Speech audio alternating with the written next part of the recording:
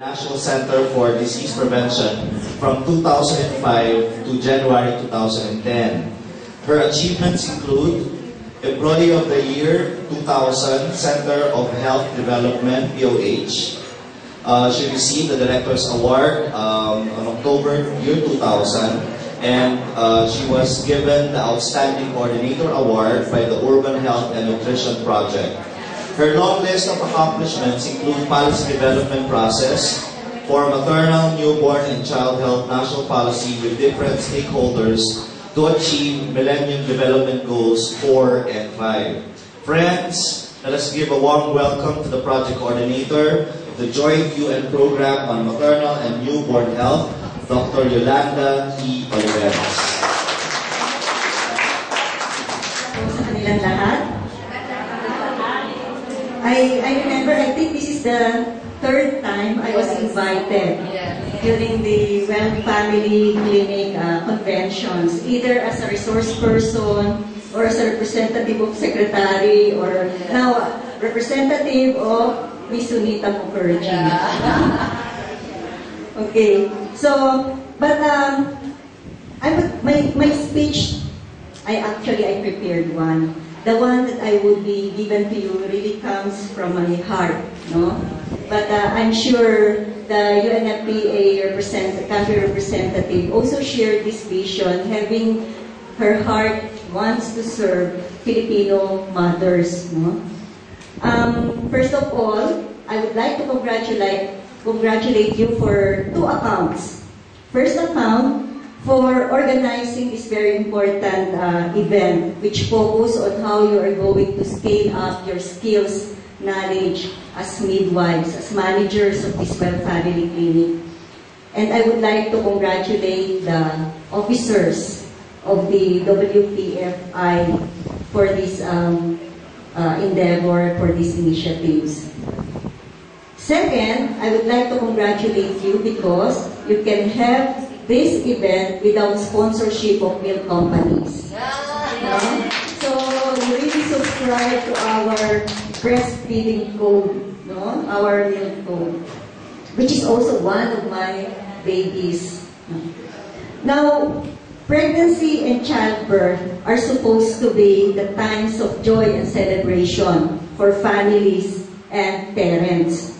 But in many countries, these are also reason for fear, because there's a great risk of health and survival of both the mother and the newborn. And every year, more than 500,000 lives are lost in the world due to maternity-related causes. And among this, 98% are being contributed by developing countries like the Philippines. When you look at the data, international data, it has been said that the average lifetime risk of a woman in a least developed country dying from complications related to pregnancy and childbirth is more than 300 times than a woman living in industrialized country. So, you could see the inequity. Mas marami, 300 times more ang risk ng mga nanay na nasa least developed countries than those who are living in a well-developed countries. And in fact, if you're going to look at the indicators, health indicators that we have locally, nationally, and internationally, there is no indicator that clearly distinguishes poor country from a rich country than the maternal mortality ratio. So, if you're going to look at this scenario, we could see our responsibility in these trying times. Sabi nga ni Ma'am Easter kanina, yung meaning ng inyong logo is a hand, no? Para bang nakasalalay sa inyong mga kamay yung buhay, hindi lang ng nanay, kundi ng newborn. And that is why we really have to make sure that midwives would be there to easily recognize problem so that you can intervene at the right time and then you will be able to control and manage any impending complication.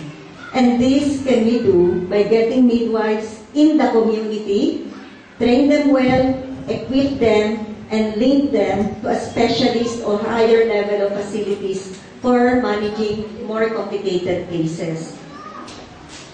The Philippines has more than how many registered midwives? More than 150,000 registered midwives. No? But less than 1/3 of you are practicing as midwives. We don't know where the other are. So they could be in other professions, they could be outside the country working as a caregiver, no? Domestic helpers, or pwedeng mga nagbi-business na not related to healthcare, no? So if all registered midwives are active, we would have more than enough to serve our pregnant women in the country's 42,435 barangays. However, there are only about more than 17,000 midwives in the public health sector. And the data that was given to me by Health Human Resource Development Bureau, it said that there are an estimate of around 17,000 midwives in the private sectors. That's why I was asking, ilan ba yung midwives na members na WPFI? Sabi nila, it's only around 200, no? So, where are the others? Baka kailangan hanapin nyo sila to encourage them to join you. We don't have shortage in terms of numbers, but in terms of active practice and distribution, this reflects a very big gap, especially in the geographically isolated and disadvantaged areas. We need to address this gap if we want all childbirth attended by skilled birth attendants and if we want to really achieve the Millennium Development Goal. Aside from scaling up our health workers, we also need to skill you up, increase your number, increase your capacity with quality. When you are properly trained, empowered, and supported, you will be the most cost-effective and cost-efficient path to maternal and newborn health. You can play a full role in saving women's lives during pregnancy, childbirth, and afterbirth, and in providing family planning, counseling, and services, as well as prevention of sexually transmitted infections among our pregnant women, including the transmission of HIV/AIDS from mother to newborn. Now that I am with UNFPA, I have now more chance to go to the field, visit the health centers. I think this is one of the rewarding side of being seconded in the UN agency. When I was in the DOH, I made the policy, I made the direction, but I don't know what is happening on the ground. But here, I have the chance to go to the health centers, visit your facilities, visit the barangay health stations where only midwives are there. No doctors, no nurses. And with the aid of the barangay health workers. And I could see there that there are really an increasing trend of syphilis among pregnant women. I really don't know if in your clinics you are also encountering those cases.